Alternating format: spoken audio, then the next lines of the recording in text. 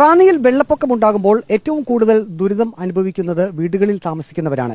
കഴിഞ്ഞ ദിവസം ഈ കാണുന്ന വീട്ടിൽ പൂർണ്ണമായും വെള്ളം കയറിയിരുന്നു.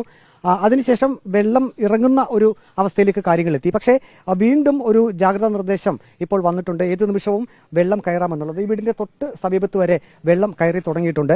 ഇപ്പോൾ ഈ വീട്ടു സാധന സാമഗ്രികളെല്ലാം ഇപ്പോൾ ഇവർ ഇവിടെ നിന്ന് മാറ്റുന്ന ഒരു കാഴ്ചയാണ്. അത് ഏറ്റവും സങ്കടകരമായിട്ടുള്ള കാര്യമാണ്. കാരണം ഏത് നിമിഷവും വെള്ളം ഉയരാം എന്ന് പ്രതീക്ഷിച്ചുകൊണ്ട് തങ്ങളുടെ വീട്ടിലെ എല്ലാ സാധന സാമഗ്രികളും ഇവിടെ നിന്ന് മാറ്റുന്ന ഒരു കാഴ്ച. ഇങ്ങനെയാണ് റാന്നിയിലുള്ള നൂറുകണക്കിന് വീട്ടുകാരുടെ ഒരു അവസ്ഥ എന്നുള്ളത്.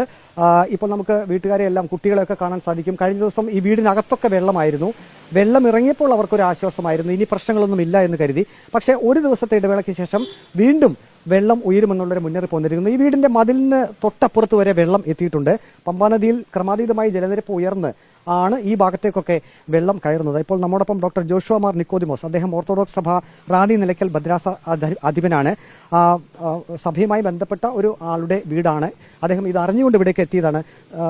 വളരെ സങ്കടകരമായിട്ടുള്ളൊരു കാഴ്ചയാണല്ലേ? ഞാൻ 48 വർഷമായിട്ട് റാന്നിയിൽ താമസിക്കുന്ന ഒരാളാണ്. സാധാരണഗതിക്ക് എല്ലാ മഴ കാലഘട്ടത്തിലും റാന്നിന് വെള്ളം ഉയരും. എന്നാൽ 2018 ഓഗസ്റ്റ് 15-ാം തീയതി ഉണ്ടായതിന് സമാനമായ ഒരു വെള്ളപ്പൊക്കമാണ് ഈ വർഷം ഉണ്ടായിരിക്കുന്നത്.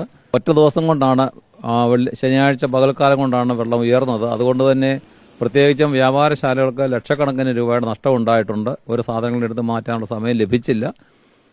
ഇനി അതിനെല്ലാം ദുരിതാശ്വാസ പ്രവർത്തനം ഉണ്ടാകണം. ഗവൺമെന്റിന്റെ ഭാഗത്തു നിന്നും സാധിക്കുന്നത്രയും സഹായം ലഭിക്കുകയും ചെയ്യണം. എങ്കിൽ മാത്രമേ ദുരിതബാധിതരായിട്ടുള്ള ആളുകൾക്ക് നിലനിൽക്കാനും അവർ ജീവിതം മുന്നോട്ട് നയിക്കാനും സാധിക്കുകയുള്ളൂ എന്നാണ് പറയാനുള്ളത്. പെട്ടെന്ന് ഓടി വന്ന് ഈ വ്യാപാരശാല തുറക്കാനും അതിലെത്തിച്ചേരാൻ ഒക്കത്തില്ല. ഉടമസ്ഥർ താമസിക്കുന്ന ദൂരസ്ഥലങ്ങളാണല്ലോ. അവർ ഭവനങ്ങളിൽ നിന്നും പട്ടണത്തിൽ എത്തിച്ചേരാനുള്ള സമയം പോലും ലഭിച്ചില്ല.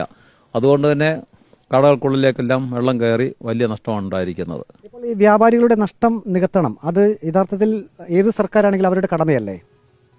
തീർച്ചയായിട്ടും വ്യാപാരികൾക്കും ഭവനങ്ങൾക്കും വ്യക്തികൾക്കും സ്ഥാപനങ്ങൾക്കും സ്കൂളുകൾ, ആശുപത്രികൾ എല്ലാം നഷ്ടമുണ്ടായിട്ടുണ്ട്. ബാങ്ക് സ്ഥാപനങ്ങൾ, അങ്ങനെ അവർക്കൊക്കെ ഉണ്ടായിട്ട് നഷ്ടങ്ങൾ നികത്താൻ വേണ്ട ക്രമീകരണം ചെയ്യേണ്ടത് ആവശ്യമാണ്. വ്യാപാര സ്ഥാപനങ്ങൾക്ക് വലിയ നഷ്ടം റാന്നിയിലുണ്ടായിരുന്നു. ആ നഷ്ടം നികത്താനുള്ള നടപടി സർക്കാർ സ്വീകരിക്കണമെന്ന് പറയുന്നു. ഇതുപോലുള്ള വീടുകളിൽ നിന്നും ധാരാളം ആളുകളാണ് ഇപ്പോൾ മാറി താമസിക്കാൻ പോകുന്നത്. കാരണം ഇനി ഏത് നിമിഷവും ഈ ഭാഗങ്ങളിൽ വെള്ളം കയറാനുള്ള ഒരു സാഹചര്യമാണുള്ളത്. വെള്ളം ഇപ്പോൾ തന്നെ കയറി തുടങ്ങി. വീഡിയോ ജേർണലിസ്റ്റ് അജി കുടുംബനൊപ്പം reporter Praveen Purushothaman, in reporter, Pathanamthitta.